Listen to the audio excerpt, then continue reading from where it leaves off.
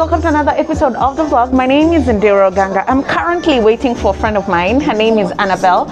She makes breakfast at some shack here. I will show you. It's called the Chop Bar. I saw her hair and it was so amazing. So I was like, where did you get your hair done?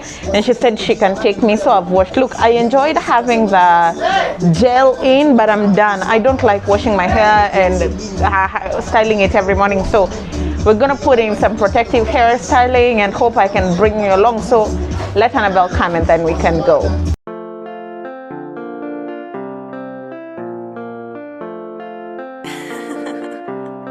Get me rowdy.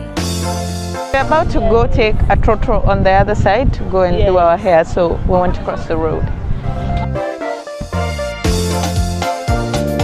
What's the name of the place?